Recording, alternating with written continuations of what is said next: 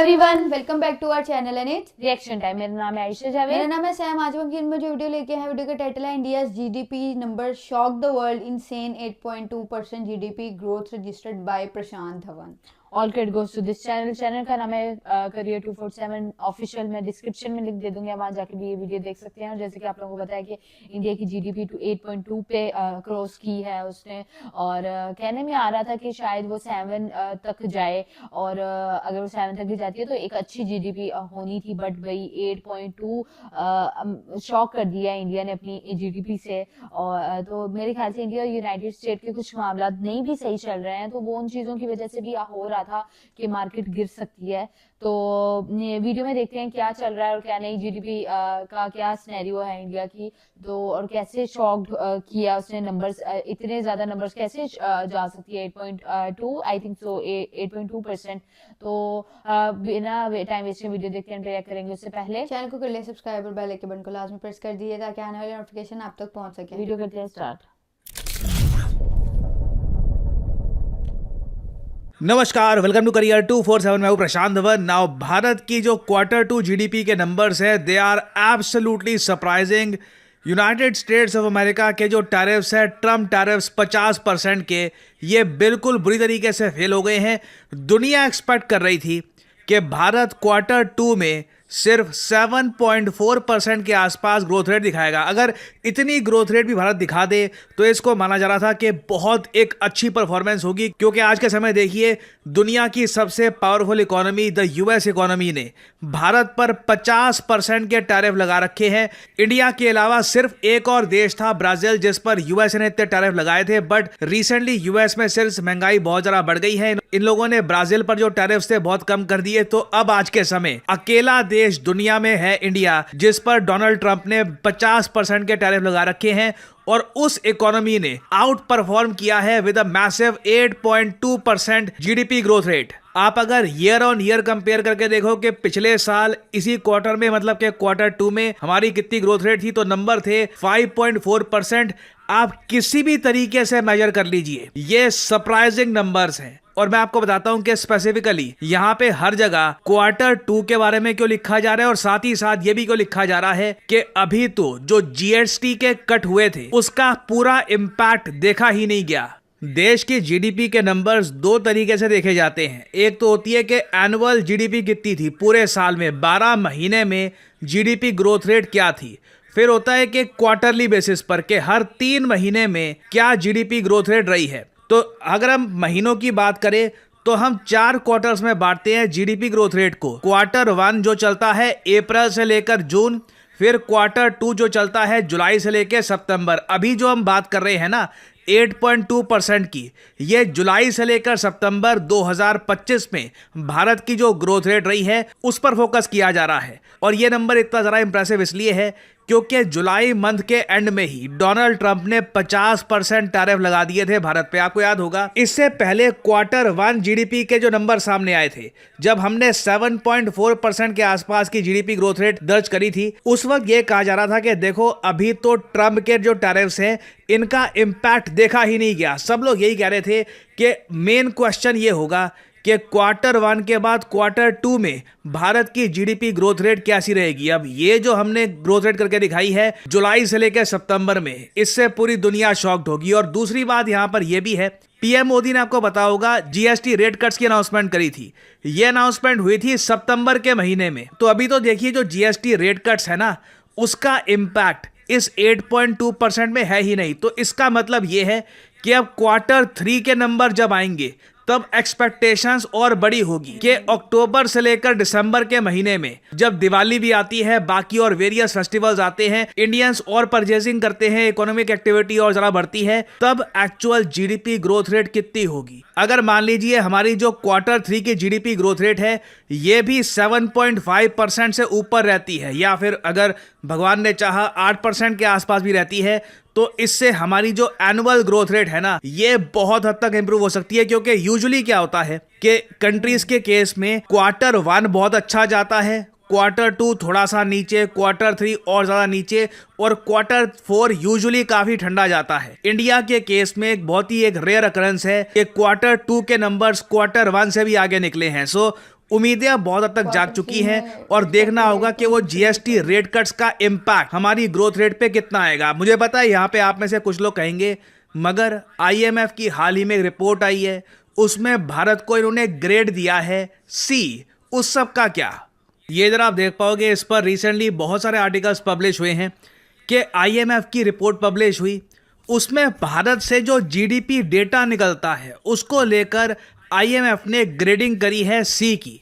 सबसे बेहतरीन डेटा को ये ग्रेड देते हैं ए, उसके बाद बी, सी और उसके नीचे का भी एक ग्रेड होता है डी। अब क्वेश्चन ये आता है कि ऐसा पहली बात तो क्यों हो गया? वेल, मुझे एक बात, पहली बात तो ये आपको बतानी पड़ेगी, जो रिपोर्ट है ना जहां पर ये बात पब्लिश करी गई है ये बहुत बड़ी रिपोर्ट है और आईएमएफ ऐसी रिपोर्ट हर देश के बारे में पब्लिश करता है। दिखाता हूं आपको, इधर आप देख पाओगे ये है आईएमएफ कंट्री रिपोर्ट। ये आपको अगर ढूंढनी है आप सिंपली आईएमएफ ई लाइब्रेरी ये सर्च करेंगे तो आपको ये रिपोर्ट मिल जाएगी।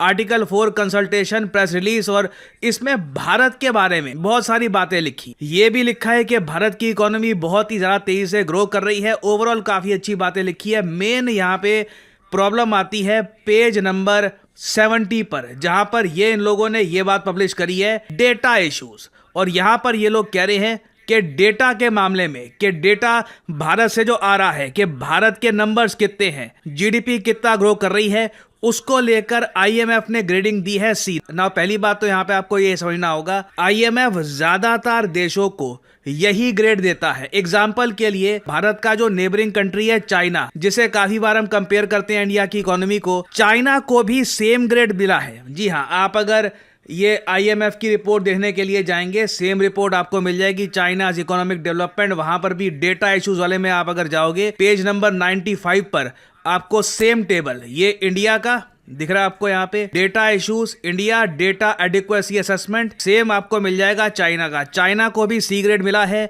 भारत को भी सी ग्रेड मिला है। एशिया की ज्यादातर इकोनॉमीज को डी या फिर सी ग्रेड मिलता है। रीजन क्या है? देखिए, रीजन इंडिया के केस में ये बताया जा रहा है। पहली बात तो जो हमारा बेस ईयर है ये अभी भी हम 2011-12 का मान के चलते हैं जीडीपी कैलकुलेट करने के लिए। आईएमएफ मानता है कि ये बेस ईयर इतना एक्यूरेट नहीं है, हमें ज्यादा रीसेंट बेस ईयर का इस्तेमाल करना चाहिए। इस पर भारत सरकार काम कर रही है। बहुत ही जल्द आपको एक अपडेटेड बेस ईयर के साथ जो डेटा है वो मिल जाएगा। आई वुडंट बी सरप्राइज के साल 2026 में भारत को यहां पर बी मिल जाए। ओवरऑल आप अगर देखो तो गवर्नमेंट फाइनेंस स्टैटिस्टिक्स में भारत को बी ग्रेड मिला है, एक्सटर्नल सेक्टर स्टैटिस्टिक्स में भारत को बी ग्रेड मिला है। ओवरऑल आप अगर देखोगे तो मॉनेटरी और फाइनेंशियल स्टैटिस्टिक्स में आईएमएफ ने काफी हद तक भारत को एक अच्छा ग्रेड दिया है। ओवरऑल रेटिंग आप अगर देखोगे भारत की यहां पर ये बी है। जबकि चाइना के केस में अगर मैं देखूं, चाइना के केस में जो गवर्नमेंट फाइनेंस स्टैटिस्टिक्स हैं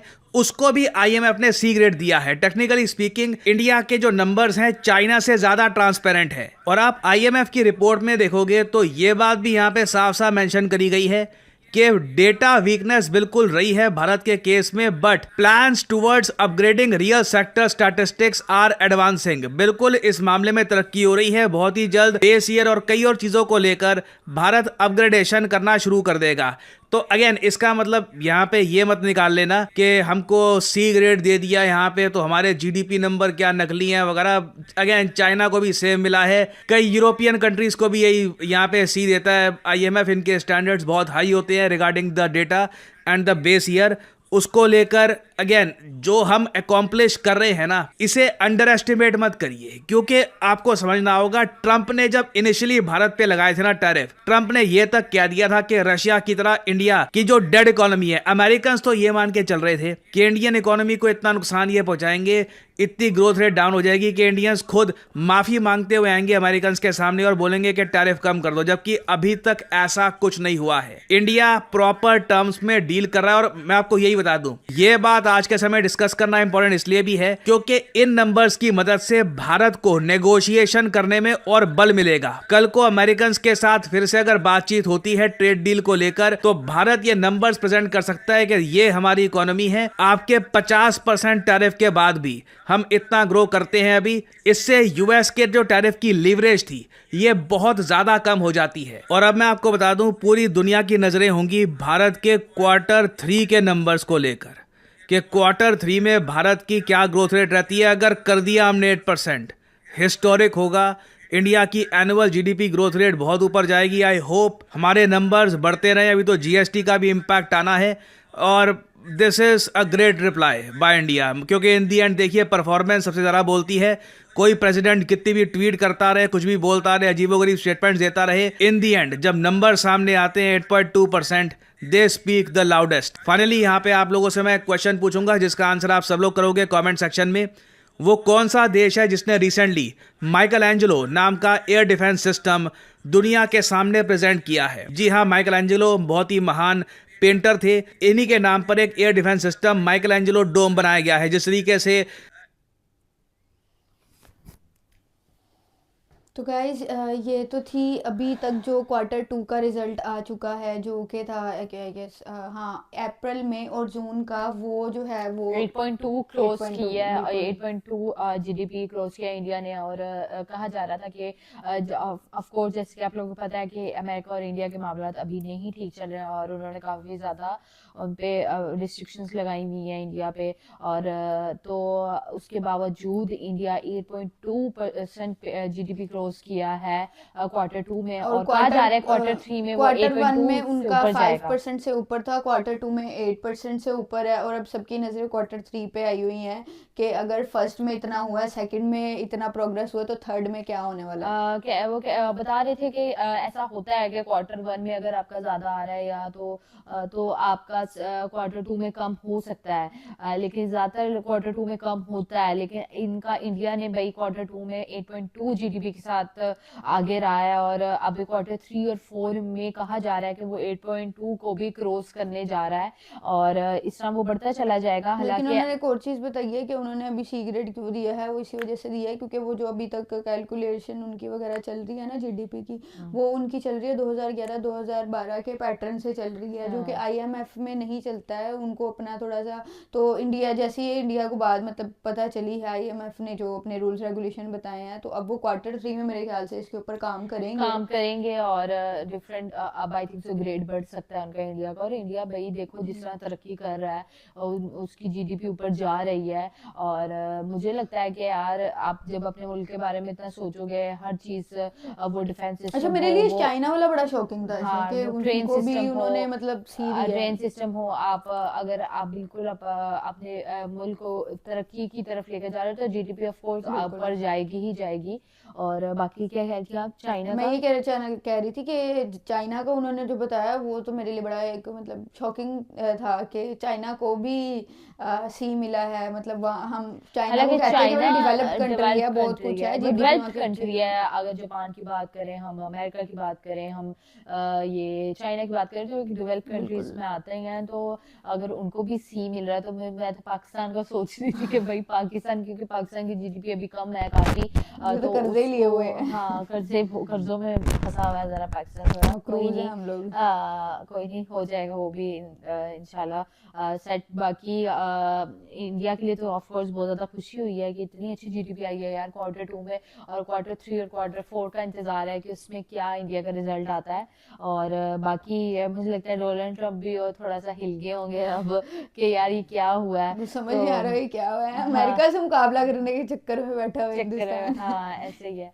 तो बाकी मुझे तो बहुत अच्छी लगी, इन्होंने काफी अच्छे तरीके से एक्सप्लेन किया हुआ था। और बाकी ऐसे हमारी वीडियोस को देखते रहेंगे, लाइक करें, ज्यादा शेयर करें अपनी फैमिली फ्रेंड्स के साथ। चैनल को कर ले सब्सक्राइब और बेल आइकन बटन को लाजमी प्रेस कर दिए ताकि आने वाले नोटिफिकेशन आप तक पहुंच सके। और अगर आप चाहते हैं कि हम आपकी बताई हुई वीडियोस पे रिएक्ट करें तो हमें बायो में इंस्टा का लिंक दिया, वहां जाकर फॉलो कर लें, और हमें आप लिंक वहां पे शेयर कर सकते हैं। हम आपकी बताई हुई वीडियो पे लाजमी वीडियो लेके आएंगे। मिलते हैं नेक्स्ट वीडियो में, तब तक के लिए बाय बाय।